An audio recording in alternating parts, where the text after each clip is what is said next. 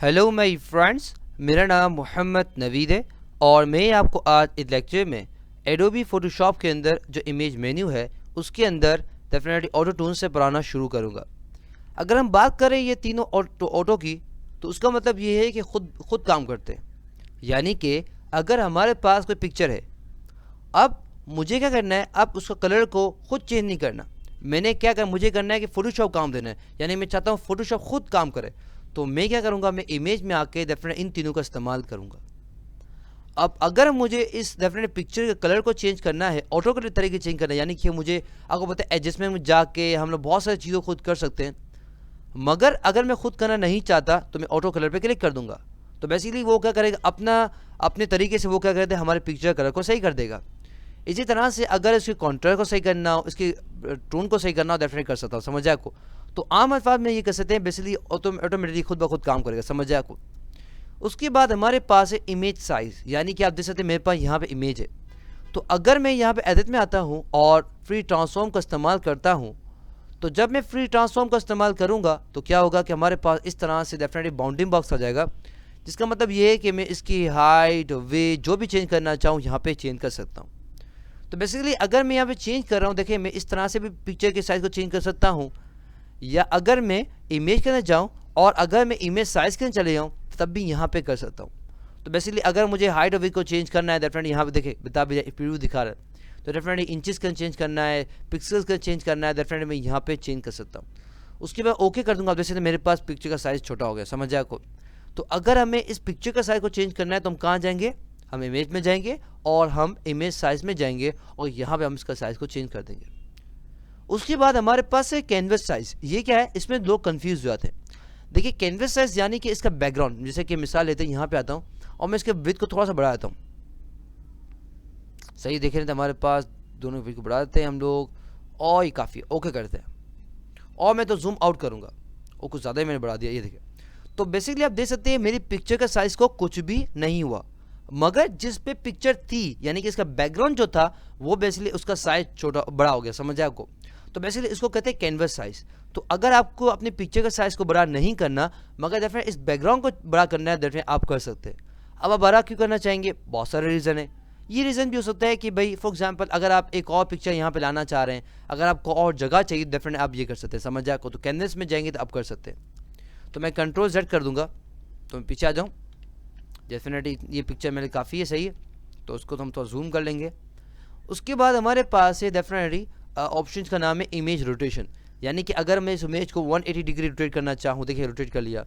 अगर 90 डिग्री करना चाहूँ clock wise, anti clock wise, definitely मैं इस तरह से कर सकता हूँ। समझ आए आपको? तो बेसिकली अगर आपका पिक्चर इस तरह से खींची गई है, अब इसको तस्वीर को इस तरह सीधा करना है तो क्या करें, डेफिनेटली आप यहाँ पे आके कर सकते हैं। समझ आए आपको? तो बेसिकली 180 पे आएंगे, डेफिनेटली आपको सही तरह मिल जाएगा। समझ आए आपको? उसके बाद हमारे पास है क्रॉप का, यानी कि जो हम यहाँ पे क्रॉप टूल का इस्तेमाल नहीं करते। डेफिनेटली आपने देखा होगा कि जब हम यहाँ पे आते हैं, देख सकते हैं हमारे पास यहाँ पे डेफिनेटली ये रहा क्रॉप टूल। समझ आए आपको? तो बेसिकली अगर हमें यहाँ पे देखिए क्रॉप का ऑप्शन मौजूद हो गया, आ गया हमारे पास। तो बेसिकली आप यहाँ से करना चाहें, डेफिनेटली यहाँ से भी कर सकते हैं। ये बेसिकली ऑप्शन किसका है, क्रॉप टूल का है। तो बेसिकली जब हम क्रॉप टूल का इस्तेमाल करते हैं तब हमारे पास जो ऑप्शन अपेयर होता है। जब हम नहीं करते, देखें अभी हमारे पास ऑप्शन नहीं है कि हम इस्तेमाल नहीं कर रहे। उसके बाद हमारे पास है ट्रिम और रिवील ऑल। ये क्या करता है, इसको ज़रा देख लेते हैं हम लोग। ट्रिम क्या करता है, ज़्यादा कर काम, डेफिनेटली ट्रिम यानी काट देगा। जैसे कि मैं अगर यहाँ पे आऊँ और कैनवस साइज़ को थोड़ा बड़ा करता हूँ, यानी कि थोड़ा सा बड़ा करते हैं हम लोग, ओके कर दिया, तो आप देख सकते हैं कि मेरे पास यहाँ पे पिक्चर का साइज़ को कोई फ़र्क नहीं पड़ा, मगर इसका जो बैकग्राउंड था यानी कि जो कैनवस था उसका साइज़ बढ़ गया। अब अगर मुझे इस साइज़ को छोटा करना है तो मुझे कोई टेंशन नहीं, कोई ज़रूरत नहीं, मुझे कोई वापस जाने की कोई ज़रूरत नहीं है मैं साइज़ का नहीं। मैं क्या करूँ, सिर्फ ट्रिम में आऊँगा और ये मुझसे पूछेगा कि आपको ट्रिम अवे या कहाँ से काटना है, ऊपर से काटना है, नीचे से काटना है, लेफ्ट से काटना है, राइट से करना है। तो मैंने कहा भाई देखें मुझे भी समझाना है, तो आप कैसे ऊपर से काटो, बाकी कहीं और नहीं काटो। तो ओके करता हूँ। अब देखें क्या हो गया, उसने डेफिनेटली राइट हमारे पास ज़्यादा जगह थी कैनवस की, उसने ऊपर से काट दिया। समझ जाए आपको?